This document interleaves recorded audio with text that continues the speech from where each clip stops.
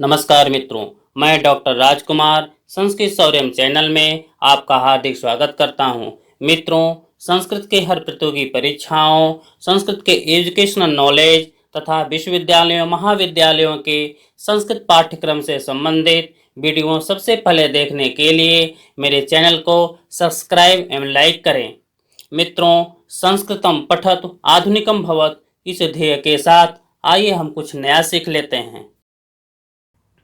आज हम यूपीटीजीटी के पाठ्यक्रम मेघदूतम का उत्तर भाग अर्थात उत्तर मेघ की प्रमुख सूक्तियों को लेकर के हम आपके सामने उपस्थित हैं। उत्तर मेघ से प्रमुख सूक्तियों से हमेशा क्वेश्चन पूछा जाता है, भावार्थ की बात हो या सूक्तियों की बात हो। जैसे पूर्व मेघ इम्पॉर्टेंट है, उसी तरह उत्तर मेघ भी इम्पॉर्टेंट है, क्योंकि ये भी एक मेघदूत का अंश ही है। इससे भी क्वेश्चन किया जाता है। तो इसमें भी आप भावार्थ की बात करें तो भावार्थ से, क्योंकि आपका पेपर हिंदी मीडियम में होता है, तो सूक्तियों को संस्कृत में और भावार्थ से अर्थ भी निकाल करके क्वेश्चन पूछ लिया जाता है। स्वभावतः बच्चे गलत कर देते हैं। तो आइए हम लोग इन सब सूक्तियों का प्रमुख सूक्तियों का अध्ययन करें और श्रवण करें। आप अपने पास कॉपी और कलम रख लें, जिससे अधिक से अधिक आप लेखन करें। जितने अधिक आप लेखन करेंगे उतने अधिक आपके लिए फायदेमंद होगा, आपकी तैयारी उतनी ही अच्छी होगी जितने आप अधिक श्रवण और लेखन करेंगे। तो आइए हम लोग चलते हैं अपने स्लाइड के ऊपर। तो यदि मेरे चैनल पे पहली बार आए हों तो मेरे चैनल को सब्सक्राइब एवं लाइक कर लें, जिससे कि आपको मेरे द्वारा बनाए अन्य वीडियो भी प्राप्त हो सकें। तो उत्तर में की जो प्रमुख सूक्ति, पहली जो सूक्ति है वह है वित्तेशानाम न च खल्लु वयो यौवनादन्य दस्ति। भावार्थ क्या है? यौवन के अतिरिक्त दूसरी कोई अवस्था नहीं है। यौवन के अतिरिक्त कोई अवस्था नहीं है। दूसरी सूक्ति है सूर्यापाये न खल्लु कमलम पुष्यति स्वामभिख्याम। भावार्थ है, यह निश्चित है कि सूर्यास्त होने पर कमल अपनी शोभा नहीं धारण करता है। यह निश्चय है कि सूर्यास्त होने पर कमल अपनी शोभा धारण नहीं करता है।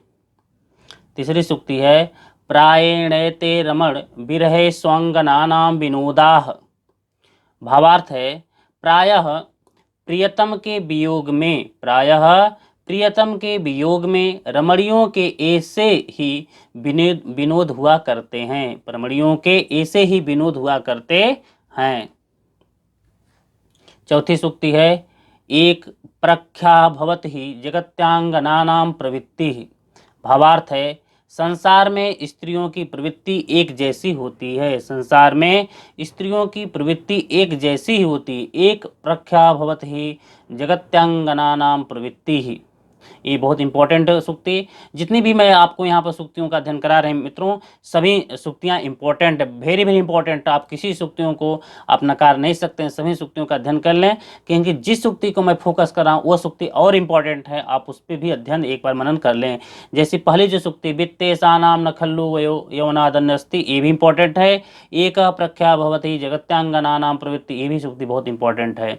उसके नीचे वाली सूक्ति जो है, पांचवी जो सूक्ति है प्रायः सरो भवति करुणावृत्तिरांध्रांतरात्मा।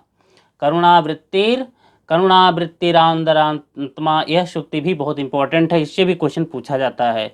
भावार्थ है कि प्रायः कोमल हृदय वाले सभी लोग दयालु स्वभाव के होते हैं। प्रायः कोमल हृदय वाले सभी लोग दयालु होते हैं। छठवीं सूक्ति है कांतो दंतः सुहद उपनतः संगमात किंचिदुनः। भावार्थ, स्त्रियों के लिए मित्र द्वारा लाया हुआ प्रियतम का समाचार समागम से कुछ ही कम होता है। यह मित्र, यह सूक्ति बहुत इंपॉर्टेंट है, आप इसे स्मरण कर लेंगे। सातवीं जो सूक्ति है पूर्वाभाष्यम सुलभ विपदाम प्राणिनामेत देवः। इसकी जो भावार्थ है, आसानी से विपत्ति में पड़ने वाले प्राणियों से पहले यही बात पूछनी चाहिए। आसानी से विपत्ति में पड़ने वाले प्राणियों से पहले यही बात पूछनी चाहिए। ये भी इंपॉर्टेंट सूक्ति है। आठवां है क्रूरस्तस्मिन्नपि न सहते संगमम नौ कृतांतः। भावार्थ है, क्रूर दैव उस चित्र में भी हम दोनों का मिलन नहीं सहन करता है। क्रूर दैव उस चित्र में भी हम दोनों का मिलन नहीं सहन करता है। 9वीं सूक्ति है गाढ़ोस्माभिः कृतं शरणं त्वद्योग व्यथा भी। भावार्थ है अत्यंत तीव्र तुम्हारी विरह अत्यंत तीव्र तुम्हारी विरह वेदना ने अनाथ कर दिया है। भावार्थ है अत्यंत तीव्र तुम्हारी विरह वेदना ने अनाथ कर दिया है।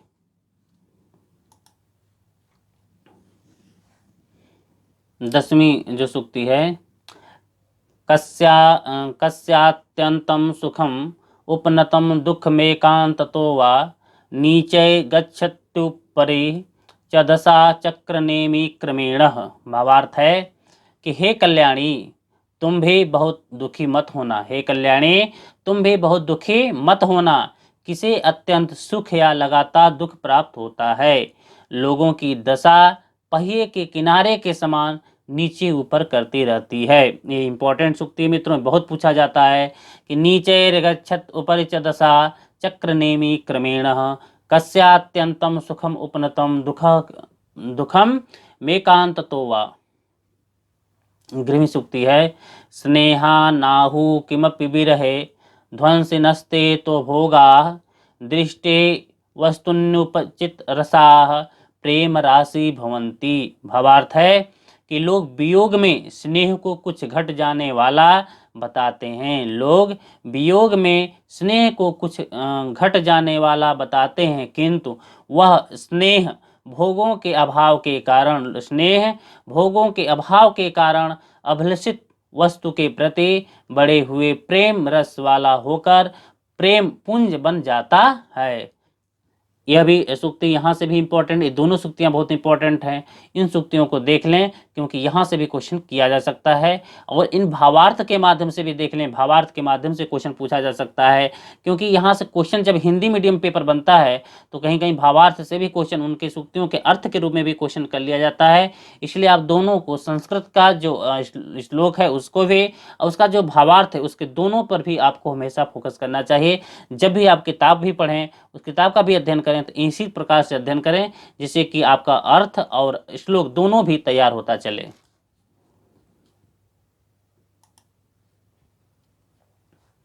12वीं सूक्ति है प्रत्यक्षम ते निखिलम चिराद भ्रातरुक्तम मया यत्। भावार्थ है भैया मैंने जो कुछ तुमसे कहा वह सब शीघ्र ही तुम्हारे सामने आ जाएगा। कह रहे हैं भ्रातः भैया मैंने जो कुछ तुमसे कहा वह सब शीघ्र ही तुम्हारे सामने आ जाएगा। ये भी सूक्ति इंपॉर्टेंट है, आप इसे भी देख लेंगे। 13वीं जो सूक्ति है प्रत्युक्तम हे प्रणयेषु सताम इप्सितार्थ क्रियैव। भावार्थ है सज्जनों का स्नेहियों के अभीष्ट कार्य को पूरा कर देना ही उत्तर हुआ करता है। सज्जनों का स्नेहियों के अभीष्ट कार्यों को पूरा कर देना ही उत्तर हुआ करता है। 14वीं सूक्ति है केशाम न स्याद भिमत फला प्रार्थना युत्तमेषु। भावार्थ है भला अच्छे लोगों से की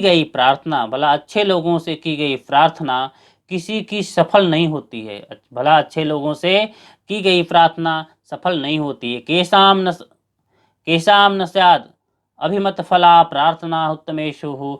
भला अच्छे लोगों से की गई प्रार्थना किसकी सफल नहीं होती है, अर्थात सभी लोग की सफल हो जाती है। यदि आप अच्छे से प्रार्थना करेंगे, अच्छे लोगों से निवेदन करेंगे, प्रार्थना करेंगे तो आपका प्रार्थना कभी असफल नहीं हो सकती, हमेशा सफल ही होगी। ऐसा कहाँ पे यह महाकवि कालिदास ने मेघदूतम में कह रहे हैं कि केशाम न स्याद अभिमत फला प्रार्थना युत्तमेषु। यह सूक्ति बहुत इंपॉर्टेंट है, आप वेरी इंपॉर्टेंट, आप इसे जरूर स्मरण कर लेंगे क्योंकि यहाँ से भी क्वेश्चन आपको पूछा जा सकता है। यदि पहले पूछा हो 1-2 साल गैप करके हमेशा पूछा जाता है, बहुत इंपॉर्टेंट। ये अब कहीं पेपर बनाने वाले के दिमाग में बैठ गया तो यह बहुत इंपॉर्टेंट सूक्ति है, क्वेश्चन पूछ सकता है। इसलिए हमने जब भी आपको इन सब सूक्तियों का पूर्वी हमने कक्षाएं में जब भी हमने अध्ययन करा आया है, आप पेपर उठा कर देख लें, वह पेपर कहीं ना कहीं किसी साल पेपर में आप उठा कर देख लें वह क्वेश्चन आया हुआ है। इसलिए मैं उसी बात पे गेस करके बताता हूँ जो परीक्षा में संभावित होते हैं, जिससे क्वेश्चन आते हैं उसी को हम संभावित करके आप फोकस करते हैं। और सूक्तियाँ तो सभी इंपॉर्टेंट है, लेकिन जो मेन फोकस करने वाली बात है उस पर आपको ढेर फोकस करना है, उसको ढेर ध्यान से सुनना है, क्योंकि वह इंपॉर्टेंट होती हैं सूक्तियाँ, वो क्वेश्चन किया जाता है। क्योंकि वह यदि इंपॉर्टेंट सूक्ति है वो प्रोफेसर के ही दिमाग में रहता है, पेपर बनाने वाले के दिमाग में, ये संस्कृत का छात्र है या कोई टीचर है तो उन टीचर्स के दिमाग में भी हमेशा वो सब सूक्तियाँ बनी रहती हैं, और जो उनके दिमाग में बना रहता है वही क्वेश्चन बनते हैं। कोई किताब पुस्तक खोल करके कोई प्रोफेसर या कोई पेपर बनाने वाला नहीं बनाता है, जो उनके दिमाग में रहता है उसी को बनाया जाता है। तो इस प्रकार से जो हमने आपको अध्ययन कराया सूक्तियों का, इन सूक्तियों को आप उसी दृष्टि से परीक्षा की दृष्टि से देखें, क्योंकि यह पूर्व मेघ से कहीं कम नहीं है उत्तर मेघ, इसे यहाँ से भी क्वेश्चन किया जाता है और स्वभावतः बच्चे यहाँ से भी गलत कर देते हैं। इन सूक्तियों का आप अध्ययन कर लें। धन्यवाद।